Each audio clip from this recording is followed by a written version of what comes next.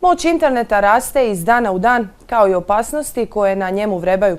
Često puta nismo ni svjesni da možemo postati žrtva na internetu, a nerijetko se to događa upravo na sve popularnijim društvenim mrežama. Mateja Miljan je istražila kako se boriti kada postanete žrtva neke Facebook grupe, te koje su dvije najpopularnije internet prijevare. Koliko vas je danas napravilo isto? Život bez interneta brojnima je nezamisliv. Mogućnosti su velike kao i opasnosti koje vrebaju iza ekrana. Tko nas vreba ne možemo znati, ali se možemo zaštititi. Naravno, ni to ne garantira da nećemo postati žrtve. U to se uvjerila mlada novinarka Marija Renić. Žrtva sam postala kao predmet osvete na to što sam se aktivirala po pitanju slučaja Vinkovačke kurve, kasnije Vinkovačke drolje. Radi se o Facebook stranici koja je na kojoj su objavljivane maloljetnice, koje bez naravno njihove želje i volje i proglašivane su time što jesu, a kasnije sam i ja objavljena na toj stranici. Stranica je nekoliko puta iznova otvarana. Kada se stranica otvorila, prvo ono što sam ja htjela je i što su svi moji prijatelji htjeli koji su to vidjeli, da se stranica čim prije makne, tako da smo se između ostalog, osim mene, još puno drugih online entuzijasta, ja bi to tako rekla, se aktiviralo, počelo prijavljivati Facebooku da se ta stranica makne. Prijavili smo odmah i policiji da se učini što se može. Počinitelj koji stoji iza stranice još nije pronađen, a istraga je u tijeku. Moram priznati da nisam bila u toliko velikom šoku, jer s obzirom da sam javno istupila na sve moguće medije i da sam se pokazala da sam to, ja nije me čudilo da sam ja jedna od njih. Nakon tog početnog šoka sam išla reagirati. Zlouporaba podataka putem interneta sve je češća, a olakšavaju je društvene mreže. Otvaranjem profila na nekoj od društvenih mreža brojni zadovoljavaju svoju potrebu da budu viđeni na način na koji oni to žele.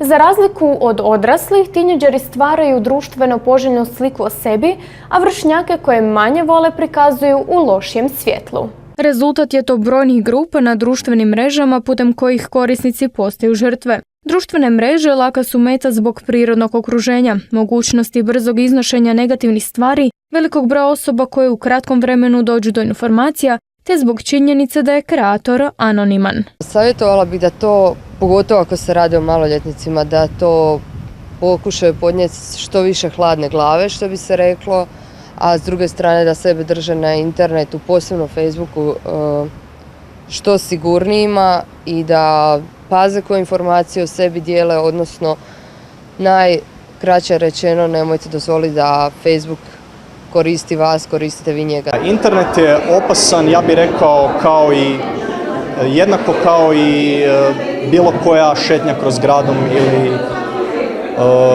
ili razgovor sa bilo kojom nepoznatom osobom na ulici. Ali ljudi se osjećaju sigurnije pored svojih ekrana, iako i osjećaju se slobodnije iznositi osobne stvari u sebi i komunicirati s ljudima kao da se poznaju, a u stvari se ne poznaju. 420. Pa imamo oko 200 prijatelja. Negdje 78 prijatelja. Broj prijatelja na nekoj od društvenih mreža gotovo uvijek premašuje realnu brojku stvarnih prijatelja. O tome valja voditi računa kao i o informacijama koje serviramo u većem postotku samopoznanicima, a često i strancima. Iznosimo svoj prljavi veš, kako da to kažem, u javnost misleći da će to doći samo do prijatelja. Dok u stvari nismo svjesni da to raznim kanalima može stići vani. Svaka slika koja je stavljena na internet može biti copy-pastena na nečije računalo i proslijeđena drugdje. To je nemoguće spriječiti. Mislim da trebamo razmišljati da li je sve to što stavljamo ono što bi htjeli da bude povezano uz naše ime i prezime. Najlakši način da provjerite koje su informacije dostupne na internetu o vama je da ukucate u tražilicu svoje ime i prezime. Naravno, pritom ne zaboravite pročešljati po svim objavljenim podacima na nekoj od društvenih mreža, jer one uvijek mogu biti kopirane od strane prijatelja ili neprijatelja.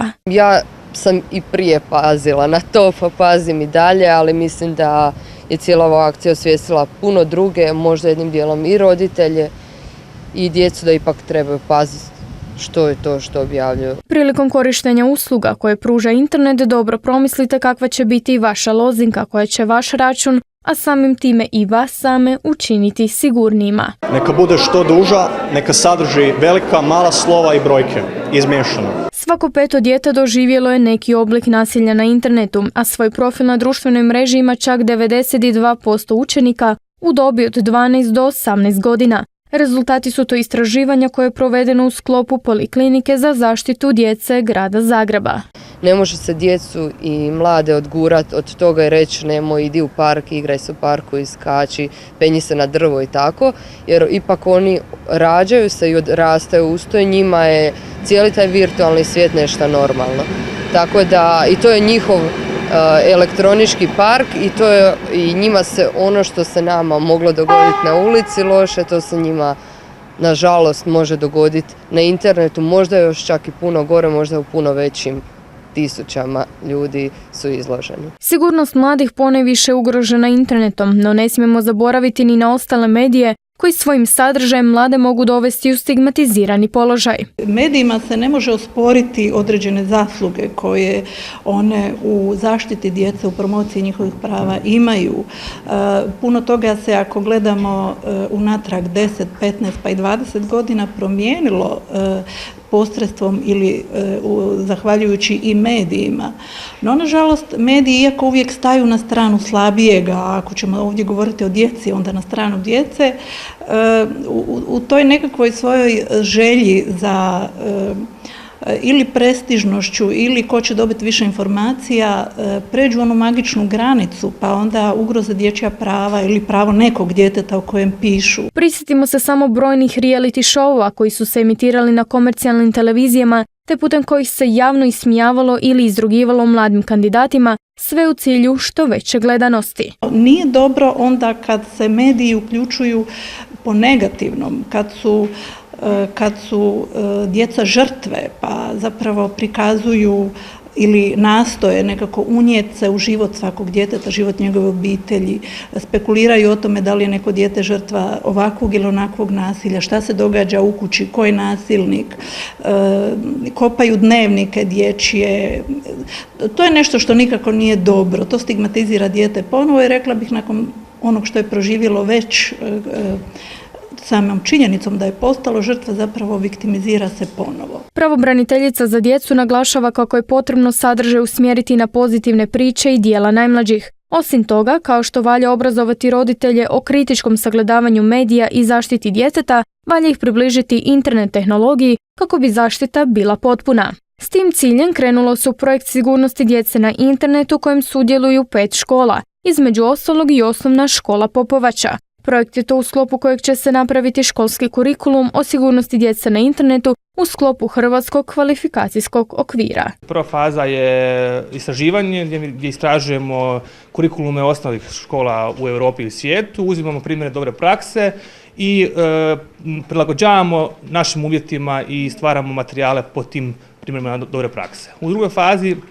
stvaramo kurikulum, stvaramo materijale i stvaramo sve popratne sadržaje, igrice, multimediju, priručnike za roditelje. Pomoću tableta koje ćemo dobiti od Europske unije u sklopu tog projekta moći ćemo napraviti jednu mobilnu učionicu kada ćemo u sklopu sata razrednika, kao što sad imamo zdravstveni odgoj ili građanski odgoj što će biti, tako će biti i satovi posvećeni sigurnosti djece na internetu. U projekt koji traje do prosinca 2014. uključeno je 200 učitelja, 220 učenika te 220 roditelja. Da bi sigurnost na internetu bila što veća, valja se osvrnuti i na 2 najpopularnije internet prijevare. Jedna se zove takozvani romance scam ili ljubavna prevara, gdje se 2 osobe upoznaju putem interneta i jedna od njih ima lažne iluzije da ju ona druga voli.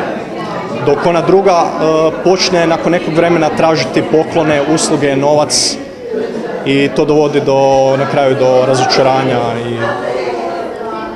i prevare. Ipak najpopularnija je ona popularno prozvana nigerijska prijevara.